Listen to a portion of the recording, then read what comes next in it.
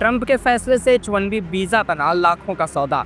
लेकिन क्या सचमुच भारतीयों का अमेरिकी ड्रीम यहीं खत्म हो गया या अब भी मौजूद है कुछ रास्ते जो आसानी से खोल सकते हैं अमेरिका के दरवाजे?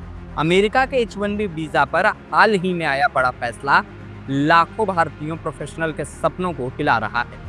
राष्ट्रपति ट्रंप ने इस वीजा की फीस बढ़ाकर सीधे 88 लाख रुपए यानी $1 लाख कर दी है। ऐसे में सवाल उठता है कि आप भारतीय युवाओं का अमेरिकन ड्रीम खत्म हो जाएगा या फिर इसके और भी विकल्प मौजूद?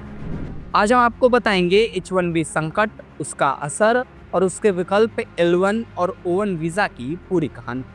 इस कड़ी में आइए सबसे पहले जानते हैं कि आखिर ये H1B वीज़ा चीज़ क्या है और ये नया फैसला क्या और क्यों इतनी सनसनी लेकर आया। H1B वीज़ा अमेरिका का एक ऐसा गैर प्रवासी वीज़ा है जो टेक्निकल और स्पेशलाइज्ड स्किल वाले प्रोफेशनलों को दिया जाता है। हर साल इसका 70% हिस्सा भारतीयों को ही मिलता है।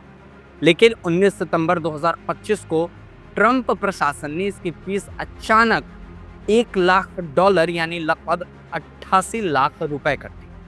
बहरहाल आपको बता दें ये नियम सिर्फ नए आवेदकों पर लागू होगा, पर इस घोषणा के बाद IT कंपनियों और युवा प्रोफेशनल्स दोनों सख्ते में आ चुके हैं। आइए अब जानते हैं आखिर भारतीय IT सेक्टर और युवाओं पर इसका क्या असर होगा। स्टूडेंट्स और प्रोफेशनल के लिए अमेरिकी सपना अब बेहद महंगा हो गया है। IT कंपनियों की लागत तेजी से बढ़ेगी, खासकर छोटी मझोली कंपनियां अमेरिका में मुश्किल से टिक पाएंगी। कई परिवार और छात्र अब कनाडा, यूरोप या ऑस्ट्रेलिया का रुख कर सकते हैं क्योंकि अमेरिका जाना अब बेहद महंगा हो गया है। भारतीय शेयर बाजार ने भी IT स्टॉक्स पर काफ़ी दबाव देखा। अब इन सब के बीच एक सवाल आता है, क्या यही अंत है? आपको बता दें अगर आप ऐसा सोच रहे हैं तो गलत हैं। भारतीयों के अमेरिका जाने के लिए रास्ते और भी हैं। गौरतलब है कि H1B के अलावा और भी 2 अहम विकल्प हैं, L1 वीज़ा और O1 वीज़ा। अब L1 वीज़ा की बात करें तो यह वीज़ा उन कर्मचारियों के लिए है जिन्हें कंपनियां अपनी विदेशी शाखा में अमेरिका भेजना चाहती हैं। पिछले 3 साल में कम से कम 1 साल विदेशी शाखा में काम का अनुभव होना इस वीज़ा के लिए ज़रूरी है। इसकी लागत करीब 6 लाख है, यानी ये H1B वीज़ा से कई गुना सस्ता विकल्प है। वहीं O1 वीज़ा उन लोगों को मिलता है जो विज्ञान, कला, बिजनेस या खेलों में असाधारण योग्यता साबित कर सकते हैं। इसकी लागत लगभग 10.6 लाख आती है, लेकिन इसमें कोई कोटा लिमिट या लॉटरी सिस्टम नहीं होता।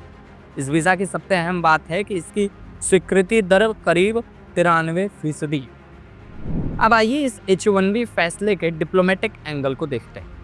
भारत सरकार ने H1B की फीस की बढ़ोतरी पर गहरी चिंता जताई और कहा कि इससे परिवारों में संकट खड़ा होगा। कूटनीतिक स्तर पर यह भारत अमेरिका रिश्तों में खटास भी ला सकता है। वहीं एक्सपर्ट्स मानते हैं कि यह भारत के लिए अपने डिजिटल सेक्टर और टैलेंट को देश में ही मजबूत करने का अवसर भी है।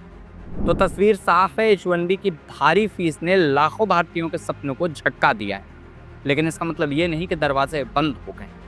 L1 और O1 जैसे विकल्प रास्ता दिखा रहे हैं, बस शर्त ये है कि या तो आपके पास कंपनी का सपोर्ट हो या फिर आपके पास अपने क्षेत्र में असाधारण योग्यता।